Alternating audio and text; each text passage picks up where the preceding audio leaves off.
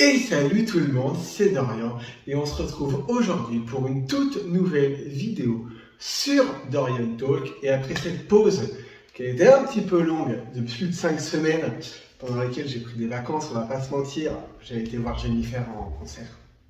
Voilà. On va se retrouver pour une toute nouvelle vidéo et je vais vous raconter comment j'ai fait mon coming out. Alors ça, je vous invite à liker, à vous abonner et à commenter évidemment.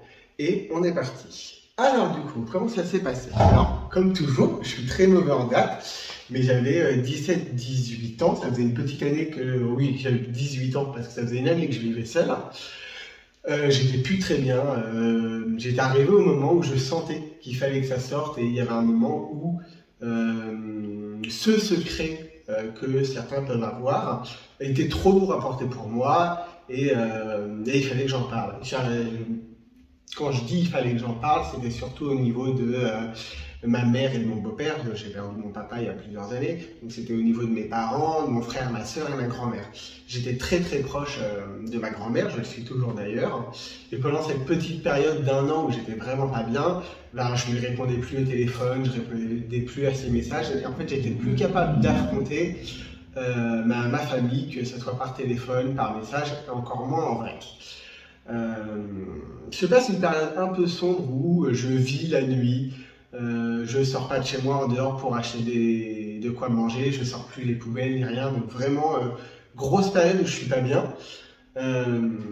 Et du coup, je passe toutes mes nuits à pleurer en écoutant du Mylène Farmer. Voilà, c'est pas du tout cliché, mais c'était le cas. Et je ne sais plus pour quelle raison, je me retrouve à devoir partir en vacances dans ma famille, donc chez mes parents. Et ma sœur, ma grande sœur, on a 4 ans d'écart, elle a 4 ans de plus que moi, se trouve là aussi. 3-4 jours avant de partir chez mes parents, j'appelle ma mère au milieu de la nuit, sachant très bien qu'elle ne répondrait pas, évidemment. Et je lui laisse un message dans lequel je pleure, en lui disant bah, écoute maman, il faut que je te parle. J'ai un truc important à te dire et il faut qu'on en parle, quoi. Je laisse le message au milieu de la nuit. Moi, je vais me coucher comme d'hab à 6h du matin et je me réveille à 14-15h, quoi. Je rallume mon téléphone, j'ai plein de messages, plein d'appels manqués. Ma mère qui croit que je vais mourir et qui pense que j'ai une maladie. Donc du coup, au téléphone, je lui dis non, t'inquiète pas, on en parle quand je viens chez toi la semaine prochaine. J'arrive chez elle un lundi. La journée se passe normalement, donc il y a ma sœur, c'était pas prévu au départ qu'elle soit là, mais bon, bah, surprise, elle était là, donc moi de mon côté, j'avais repris conscience en journée qu'il était hors de question que j'en parle, et puis d'autant plus parce qu'il y avait ma sœur. Il faut savoir qu'au moment du mariage pour tous, mes parents n'étaient pas très fans de cette idée et avaient des propos un peu homophobes sur les bords au moment du mariage pour tous. Donc moi, à table avec eux, entendant ce genre de propos, c'était hors de question que j'en parle un jour. Se passe 2, 3, 4, 5 jours et le sujet n'est pas abordé. Je me dis, bon bah ok, ils ont oublié. Nickel, problème réglé, j'ai pas à en parler, moi ça me va très bien. On va dans le petit magasin à côté de chez nous, on y va en voiture avec ma soeur et ma mère. Et donc moi je pousse le caddie et mes frangines font leur course. Ma frangine et ma mère, pardon, font leur course. Bon, ben voilà. Et ma mère envoie ma sœur chercher un truc dans le magasin et je me retrouve seul avec ma mère. Et là, je suis toujours sur le caddie, elle me regarde, elle fait bon, maintenant parle-moi. Pardon? Ben, dis-moi, si tu vas pas bien, on peut en parler, tout ça, avec tous les deux. Moi, dans ma tête, je fais bah non, maman, je vais pas t'annoncer que je suis homosexuel au milieu du rayon charcuterie à Super U. C'est non. Donc je lui dis, bah non, t'inquiète pas, tout va bien, et puis bah, il n'y a rien à dire, quoi. Ça s'arrête là. On continue de faire les courses, donc il se passe bien 15-20 minutes. Moi, de là, je me dis, bon, bah le problème réglé, je veux pas en parler, problème réglé. On finit de faire les courses, on paye, on se retrouve en voiture. Ma sœur se met derrière ma mère, donc à l'arrière du véhicule, côté conducteur. Moi, je me retrouve à l'avant, côté passager, et ma mère conduit. On est sur le parking de Super U, en plein milieu de l'après-midi. Donc il y a du monde et tout. Et là, ma mère ne démarre pas la voiture. Vous la sentez, la douille arriver? Et là, du coup, elle fait, maintenant, parle-nous. Je fais, bah non en fait, donc je suis incapable de regarder ma mère dans les yeux, je suis côté passager, je regarde dehors et tout, incapable de lui parler. Elle me dit, mais parle-moi, est-ce que tu vas mourir, est-ce que tu as un cancer, est-ce que tu as une maladie, machin, machin, machin. Elle énumère plein de trucs, évidemment, elle ne tombe pas là-dessus. Et moi, je réponds pas. Je fais, non, non, mais tant que Florian, donc ma sœur, est dans la voiture, il est hors de question que je te dise quoi que ce soit. Ma frangine sort, ma mère continue d'énumérer des trucs, je suis incapable de la regarder, je pleure, elle pleure et tout. Et là, elle a cette magnifique phrase que je ne peux pas vous répéter parce que YouTube ne veut pas, mais le mot de la fin est en 2 lettres et comporte le D et le P, et vous inversez. Et elle me dit, j'espère que t'es pas mon fils. Donc j'espère que t'es pas homosexuel, mon fils, de façon vulgaire. Me dit-elle. Et là, je pleure, je pleure, je pleure, elle me prend la tête pour que je la regarde. Et là, je lui réponds que si. Je sors de la voiture en pleurant et en hurlant. Ma mère sort de l'autre côté de la voiture en disant à ma sœur, en hurlant à ma sœur sur un parking bondé de supermarché, Dorian, il vient de me dire qu'il était bip, donc homosexuel, donc toujours avec le mot pas sympathique en plus. Et du coup, ma sœur qui me claque contre la voiture pour pas que je me barre, ma mère qui hurle, ma frangine qui regarde ma mère, qui me regarde et qui fait ben et alors, ma frangine dans le même moment engueule des gens sur le parking du supermarché parce qu'ils se sont arrêtés, regardez, mais en même temps tu m'étonnes, il y a un spectacle comme ça, forcément les gens se sont arrêtés pour regarder, donc n'importe quoi. On finit par remonter en voiture, les esprits retombent un peu, ma mère, on en discute vaguement, en disant bon ben c'est pas grave, voilà, comment on l'annonce à donc, son mari et tout ça, je lui dis non mais en fait c'est pas à moi de lui annoncer, moi je m'en fichais, mon boulot était fait, je lui annonce pas. C'est pas mon papa, je l'adore, hein, mon père, mais à l'époque c'était pas mon père, tout ça, on n'avait pas les liens qu'on avait aujourd'hui, c'était pas à moi de lui annoncer, moi j'avais fait ma part du boulot. Donc je dis à ma mère, bah, en fait non, tu te charges de l'annoncer à ton mec quoi. Et dans le même cas, je la charge d'en parler à ma grand-mère. D'une pierre deux coups, c'est fait. Donc on finit par re-rentrer de ce fameux supermarché, tout ça est un peu bizarre, l'ambiance est un peu flottante, mais on écoute de la musique. Ça se passe globalement bien. On arrive à la maison, on range les courses, on s'assoit avec ma mère sur le canapé après, je sais pas trop où est ma frangine, elle me prend dans mes bras, elle me dit 2-3 trucs réconfortants, et elle finit par me dire, j'espère quand même que tu changeras. Bon, j'ai rien dit sur le moment, mais évidemment, alors que je viens de t'annoncer que je suis homosexuel, je t'annoncerai pas que ça va changer la semaine prochaine. Moi, c'est rarement le truc qui change, autant une couleur de cheveux, parce qu'à l'époque j'avais des cheveux de plein de couleurs différentes, ça peut changer. Autant sur mon orientation sexuelle, moyen. Mais bon, après, avec des années après, le recul, elle l'a bien pris. Et aujourd'hui, tout se passe très bien. Je lui ai déjà présenté un mec avec qui je suis monté vivre sur Paris. Mauvaise idée. Mais je lui ai présenté ce mec-là, ça se passe très bien. Ça s'est très bien passé, pardon. Et donc, du coup, aucun problème. Se passe du coup quelques jours où un jour ma grand-mère me renvoie un message donc sur mon téléphone en me disant bah écoute maman vient de me dire si tu veux on peut s'appeler.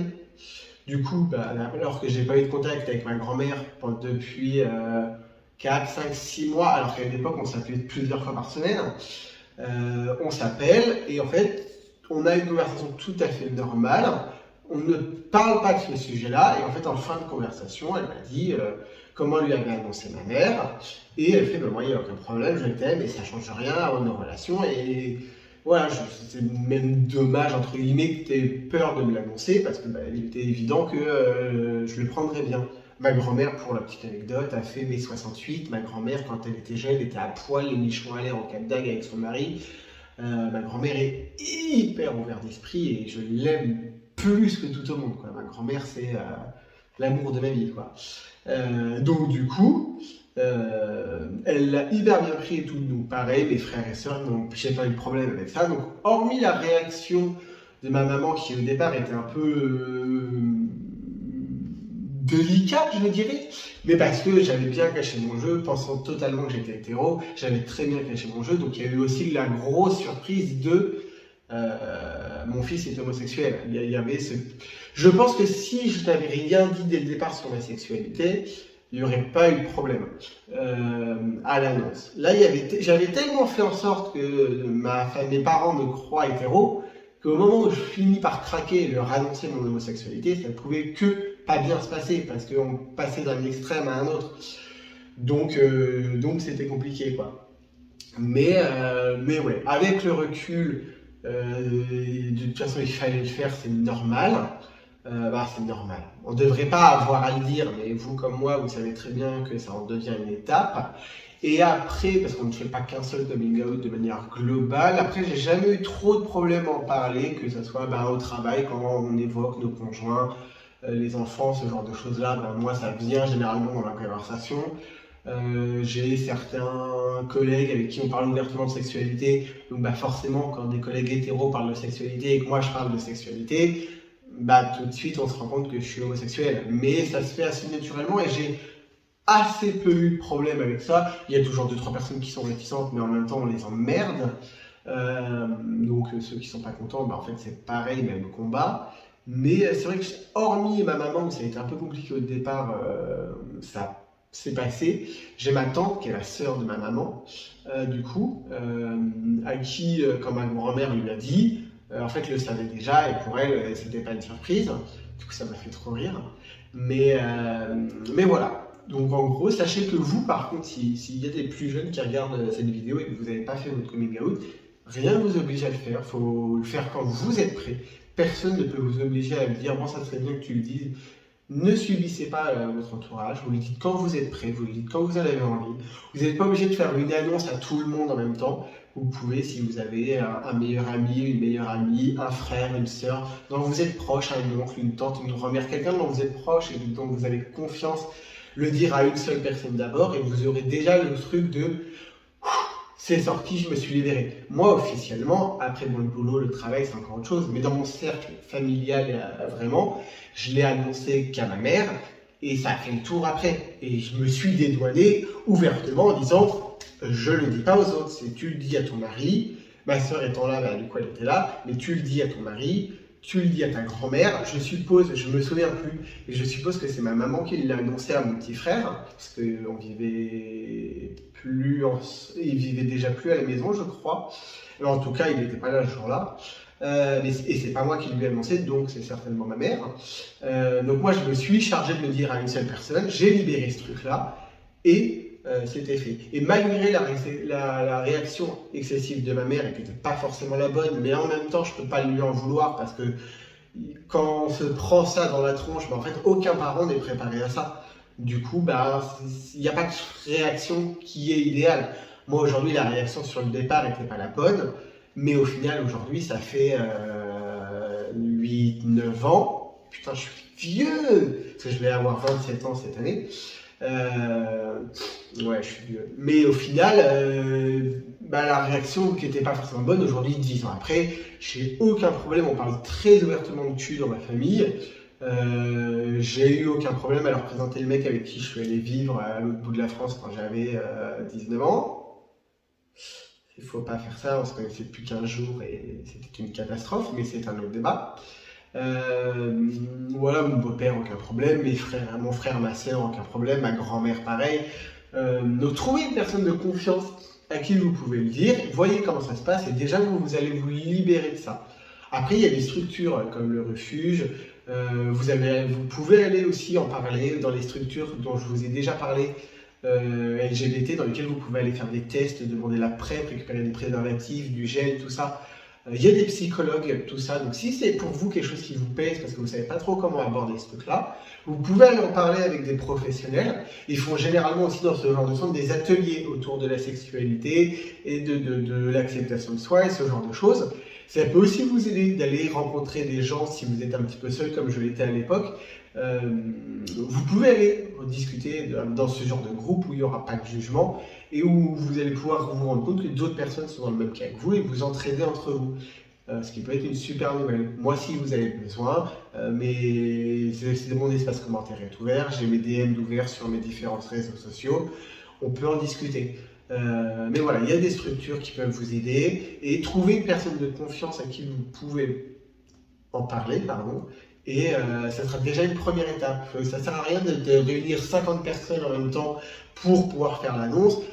Si vous vous sentez pas, si vous vous sentez de le faire comme ça, faites-le comme ça. Mais si vous, ça vous fait peur, trouvez une personne de confiance avec qui le faire et faites-le. Et vous verrez que petit à petit, en fait, c'est pas si compliqué que ça. Après, je sais bien qu'il y a des parents pour qui ça sera jamais possible.